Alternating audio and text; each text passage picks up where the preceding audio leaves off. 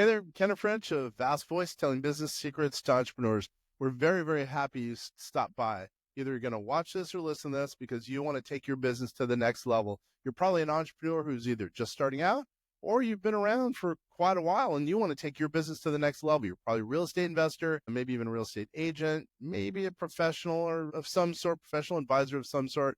And well, you are stopping by because you need some valuable advice from one of the top industry leaders there is. Anyway, thank you very much. Once again, Ken French, Vast Voice, telling business secrets to entrepreneurs. Really glad you stopped by. You kids want to niche down. You've heard of niching down. This guy has succeeded in niching down to the most minute level. What's going on, Anthony? What's going on? Thank you for having me. We're hanging out with Anthony Karls. Man, has he niched down. He isn't only working with entrepreneurs. He isn't only working with lawyers. He's working with family lawyers. Yep. You heard me right. He's about the smallest market, but it's worked out. He's obviously very successful. We're going to learn a little bit more about him in just a few moments. But number one, I'm going to ask you one question.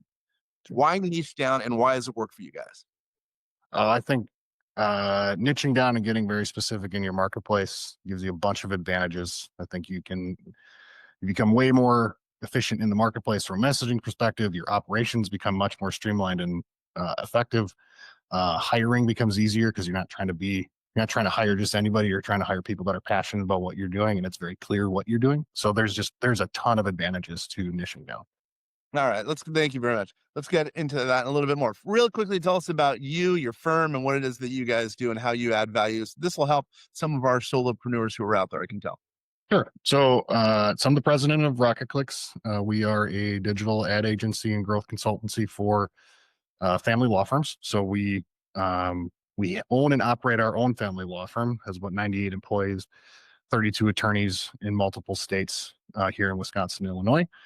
And out of that, we transitioned our agency to work very specifically with family law firms from paid search advertising, SEO, web design, sales automation, data and analytics, as well as some leadership and people management pieces. So you're kind of a cheater.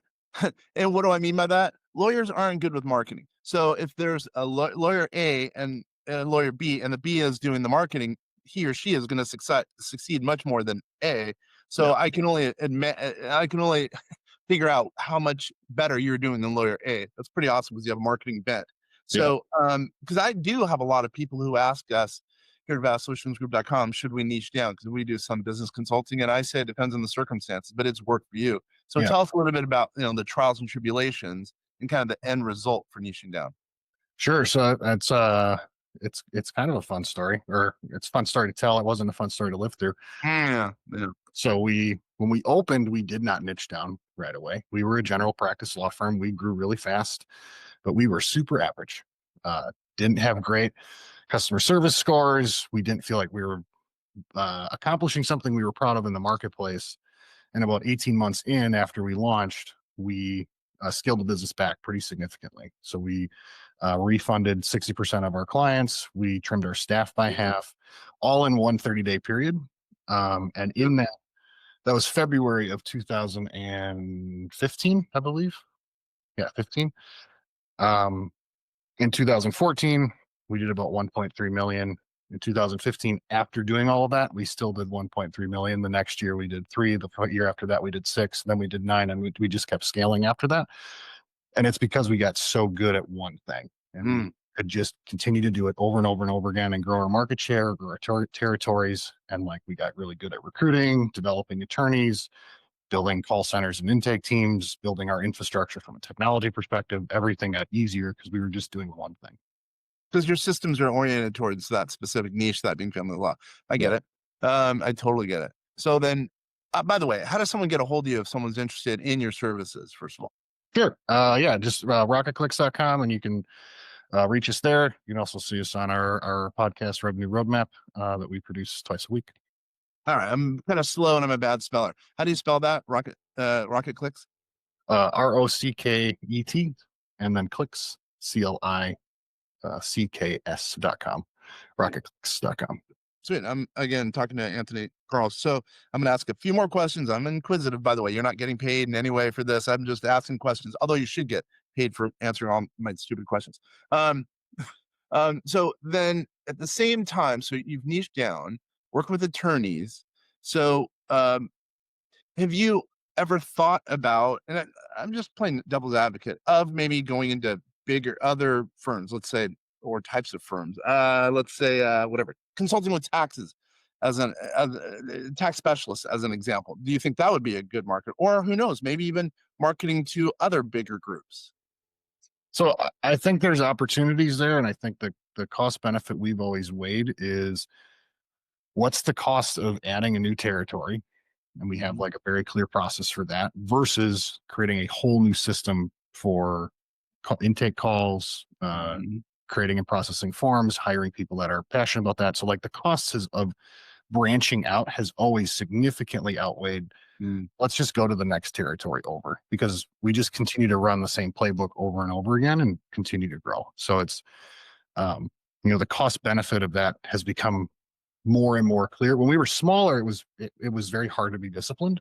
As we grew, it became easier and easier, because now it's like, yeah, we could add that, but like it's probably, if we wanted to go into another area of law, we want to pick something that's consumer law, and we probably want to pick something that would draft off of families, but we would probably want to acquire a business that did specifically that, and then work with their team to kind of do the exact same thing that we were doing at Sterling Lawyers with that new firm, and kind of build out criminal, or build out estate planning, or build out a different practice type.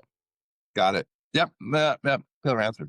So, all right, here's one for you. Let's say, and I haven't prepped you in any way. I don't like prepping people. I like just going from the cut. Let's say I'm a family attorney, okay, and I'm making gross, let's say $2 million. I have no marketing, all word of mouth, and I want to go to $4 million, and I got a couple of bucks for marketing, right? Whatever a couple of bucks is. Let's say it's 10%. I don't know, of my budget, my gross budget. What would you suggest for me to take it to the next level and hit my $4 million goal? So we would want to first, we want to make sure you're investing the right amount. So this is something that we kind of have a formula for. So we know that 68% of your budget should go towards marketing. We'd want to implement that and first get you a really good stream of organic. Sorry, time out. What do you mean 68%? I like that number. 68%. 6 to 8% of your revenue should. 6 to 8. My bad. Sorry. Go ahead. My bad. So what we'd want to do first is get you a really good stream of organic traffic. The first thing we'd want to focus on is local. So in a local marketplace, when there's a map present in search results, typically, or the data we have shows that there's about 42% of the traffic in that is going to interact with that map, which is a huge portion. Then you're going to get another 8 to 12% in the first 3 listings in organic, then it really falls off. So we want to focus there first, because that becomes an annuity for you. And then you can start going up funnel and do paid advertising and doing some more stuff with that. And that's how you would want to continue to grow. I wouldn't start with paid. Your funnel probably isn't that great.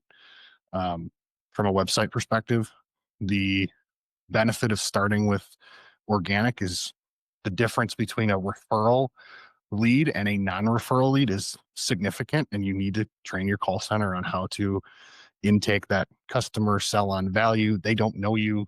They found you on the internet after a couple visits through a couple different channels, and now they're calling you for the first time. You better have a good impression. And that's very different than, my grandma referred me to you, and I'm just going to go with you because I trust my grandma. Yeah.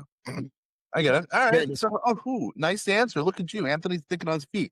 All right. What about this then? Okay. So help me with my organic leads, or I guess funnel. Well, let's say I have a bad, let's say I'm a typical $2 million grossing attorney in family law. I have bad social media, or zero social media. That's even better.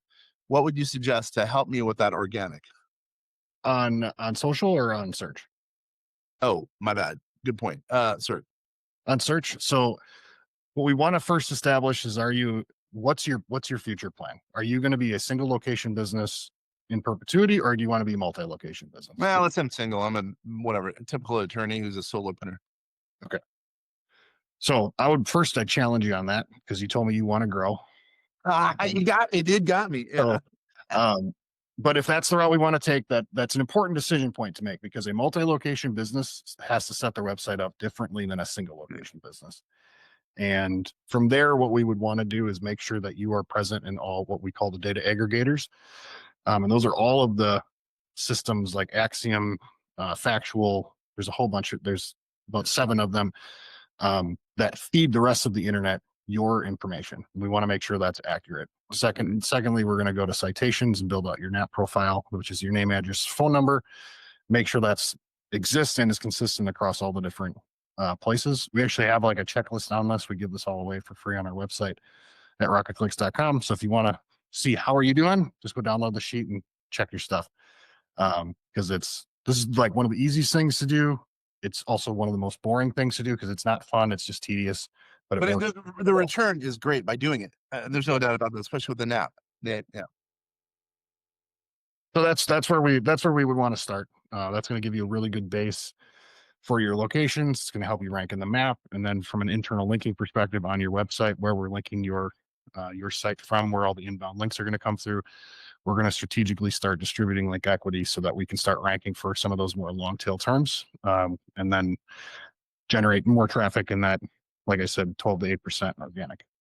Yeah. Once again, go to rocketclicks.com to, I think you said download, or at least go to the website and you can get a bunch of resources there from the sound. Yeah.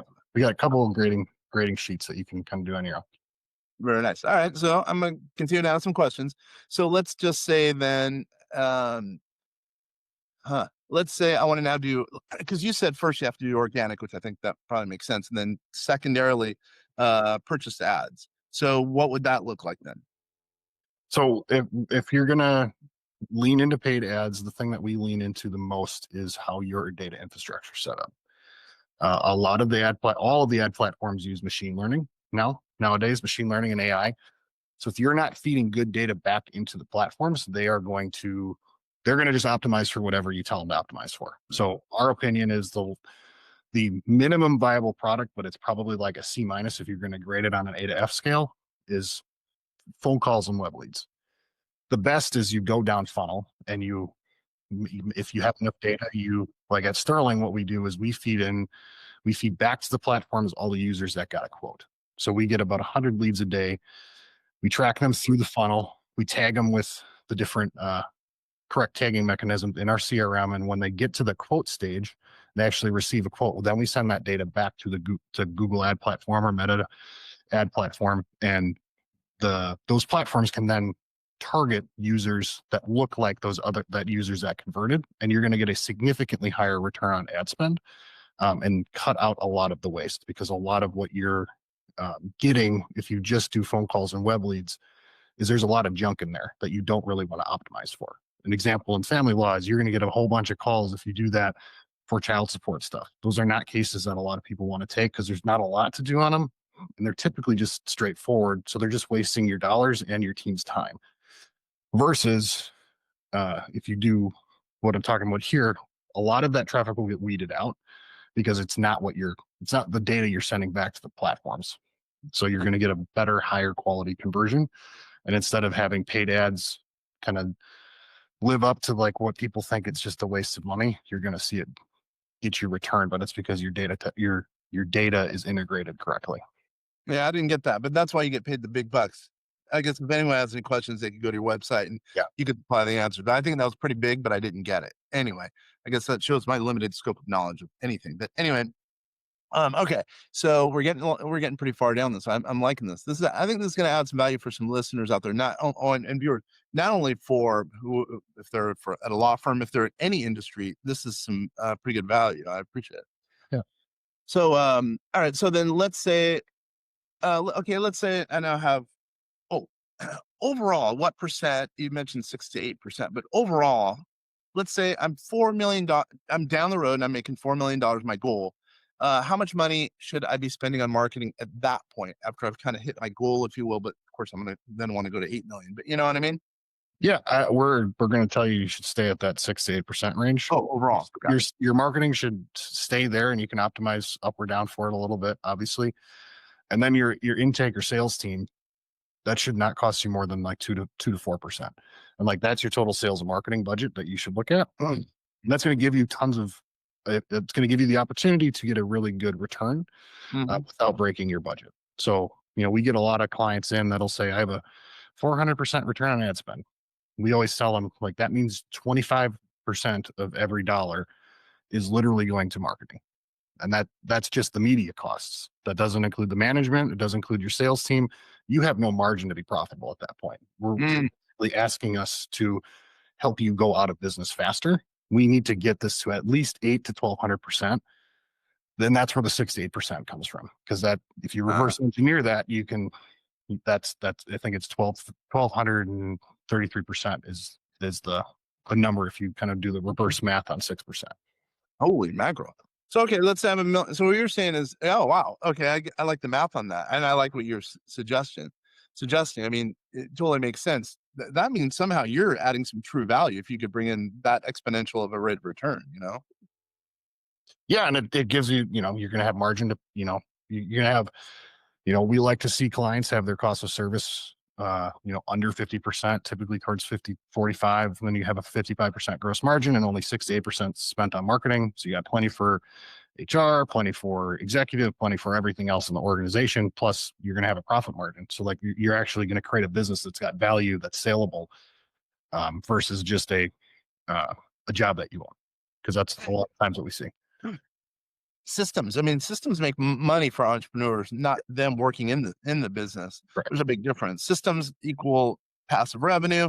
Therefore, instead of getting, let's say 2.2 times revenue, maybe you get 3.3 times revenue because it's a system and you could sell it. They're not based on your personality, your work. It's the system that you're selling. That's really smart. All right. So then what about this? So let's just say, going back to my social media, I assume you guys do social media. Let's say it's like typical attorney and it's kind of a joke. No offense, attorneys out there. You guys do that, it sounds like. So how can you add value in that regard as well? So what we do is we come up with a content plan. So when we build out organic, we have I think it's 383 different pages that we would like to see on a website. And they're all different types and subcategories of content. We also organize that from how should we start creating social content. Well, the way we think about content marketing is the different methods to communicate the same thing, right? So like a podcast is a method to communicate the same thing, a website page, a video on YouTube, an audio file, an image file. Those are all different content mediums. So what we want to do with that list of content ideas that we want you to be represented on is how do we then give you a script, have you talk about it, you record it, and then we edit it and produce it and publish it on your behalf, create long form, short form, reels, all that stuff. So it's real easy for the lawyers. Basically all they need to do is get on Squadcast or Google Meet or Zoom or something and record themselves talking about a topic, record an intro, record a hook, record an outro, record the meat of the content, and then we'll take it from there. That way it's just easy for them. All they have to do is just be the talking head. Don't try to be everything. Got it. So you guys do actually the work. You're the foot soldier to getting the work done versus saying, hey, Mr. and Mrs. Attorney, you do the work. You're actually, your group is being the outsourced in that regard. Yeah. Got it. All right. And by the way, again, you're not being paid for this. This is just for educational purposes for all those people out there. But if they are interested, again, they could go to rocketlawyer.com to get information and some resources off your website. Once again, this is Ken French with Fast Voice, telling business secrets to entrepreneurs. We're hanging out with Anthony Karls, who's helping us to get really smart, who's niche down and has been astronomically successful in what he's done in that regard. So tell me a little bit about this. Tell me a little bit about a little bit more about your firm, because I looked at your website, really impressive what you guys have done. Tell me a little bit about what your firm, your culture, and how you have put the work in to equal that culture. Are you talking about the law firm or the ad agency? Sorry, the ad agency. Yeah. So the way I describe the ad agency is, I guess the way I typically put it is, if you've ever seen the Tom Brady documentary about how he was an extraordinarily high performance, high driven individual. There's a lot of toxicity there. I cut the toxicity out. And basically, that's the same culture. So we're very competitive. We want to be the best. We push each other really hard. We work in an agile framework. So agile kind of gives you the ability to create self-led teams so that the cream rises to the top and then they get to lead the team, even though they're really just peers. And it's very collaborative, but a very high performance culture that we have a lot of high standards and high level of accountability. In my opinion, marketing can either be the tip of the spear for a business, or it can be a vestigial organ you want to cut off if you're not good. And like, I'd prefer to be the tip of the spear. So that means high standards, high level of execution. Yeah, I'm kind of embarrassed now that I hear you say that. I'm kind of embarrassed to admit this, but for years I didn't want to do any marketing, only word of mouth. And I'm embarrassed to say, I'm totally being very frank, and it's the wrong way to go about business, because I think business is two things really: R&D, research and development, and marketing or sales. Mm-hmm. And there's not much over and above that really. And without you can have the greatest product, greatest service, but if you're not out there telling people about it and converting them, you're going to be all alone out in the Sahara Desert. You know what I mean? Yep. Marketing, especially now with artificial intelligence, which I'm going to ask you about in just a few moments, I think that it's vital to get the word out there, what it is you do, and then also be able to convert, Mm-hmm. Yeah. So speaking of artificial intelligence, I think you probably know that, we have been doing artificial intelligence here since 2018. Really, we started in 2010 here at vastsolutionsgroup.com. We knew it was going to impact, humanity, but really, the marketplace and whatever market we're talking about. So how have you guys adopted artificial intelligence in that regard in the marketing world, or even the law firm world? Think about it. Yeah, in both, it's been a huge boon. So on the law firm side, we've created a bunch of our own internal agents that do things. So like, we have one that if the call doesn't get answered by our internal team, you actually talk to a chat agent that takes your name and information and callback stuff directly from you, and then we'll do the callback. Same thing with we got a really cool inbox agent that really helps the attorneys, family law attorney with a full caseload. They get a lot of emails that they have to respond to every single day. So that's been a huge help for our team. So we haven't, in family law, you don't get like the piles and piles of discovery where AI can be helping us think through that. If we did, we would probably use it for that, but that's not really a part of our practice. On the marketing side, it's amazing for research. We love to do sentiment analysis for customers as they come in, because they might think they appear one way in the marketplace and the reality is something different. AI is really good at that. We leverage it for so we have a tool that we use that tells us how relevant you are to a particular topic, so your entity. So it allows you to see what percentage relevancy out of a scale of 1 to 100 am I for, like, if we were to do this for Rocket Clicks, am I for family law marketing experts? It can then tell me, here's our score, here's all the things that are hurting our score, and here's where we can improve those. It's changed the way you have to think about doing SEO, because you should really be doing everything optimization, not just search engine optimization. And it's kind of it's an interesting, it feels to me, I've been doing SEO for a long time. It feels to me like a flashback to early Google, but smarter version of it, where you need to get a lot of offsite references, but they need to be calibrated against what's present on your site. So like, there's a lot of, I generally just call it PR. Like, we need to get back into general PR and get mentioned by authoritative places. But it doesn't have to be links. It's different for AI. And I think that's totally different, isn't it? Yeah. So it's fun. It's a new puzzle. Search engine optimization was honestly getting a little boring and tedious with like the volume of information and the limited changes that were actually happening. AI is kind of given it some more life and excitement, in my opinion. I'm sure it's keeping you really busy. And by the way, you mentioned some of the artificial intelligence things. By the way, I should note that a lot of artificial intelligence that it sounds like you're doing could get research credits or R&D credits, research and development credits from either the federal or state government. So at least look into that if you haven't. If you're sounds like Yeah, you we, are we haven't stuff. looked at that. That's interesting. Once again, kind of French adding value, kid. What about this? So let's get ready to close up shop. What's one thing we have talked about or we have not talked about that you think can add value to, let's say, a solopreneur, either an attorney, let's just say a family practice attorney, who would be watching or listening? What's one thing that you can add value as far as marketing goes for them?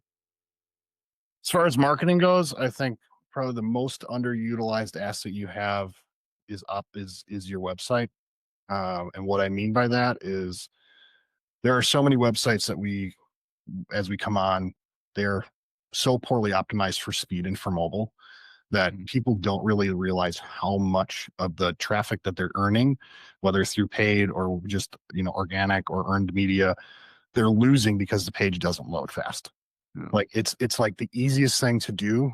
But so many people don't do it, and they like obsess over how does it look on my desktop because I'm a lawyer and I work on my computer all day, when it's like 78% of users now that are coming to your website they're coming on the mobile device. And if that thing doesn't load quick, they're bouncing to the next one. And it's often so overlooked and so easy. And its ability to just fix that and you'll see your leads go up is pretty incredible. And that's what it's about. It's about leads. I mean, your website really is, it's the beginning of the funnel.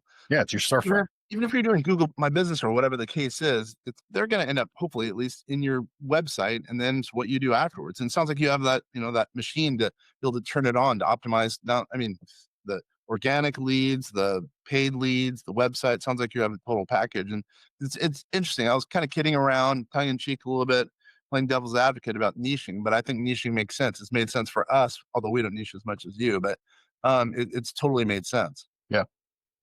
Yeah, it's been great. Appreciate it. Yeah. One last time, how does someone get a hold of you if they're interested in learning about Rocket Clicks? Yep. So if you just go to rocketclicks.com, that's ROCKETCLICKS.com. We'd be happy to talk. Anthony Karls, dude, you're the man. I really appreciate you being here. And for you listening, watching out there, once again, Ken French, Vast Voice, telling business secrets to entrepreneurs. Thanks, everybody.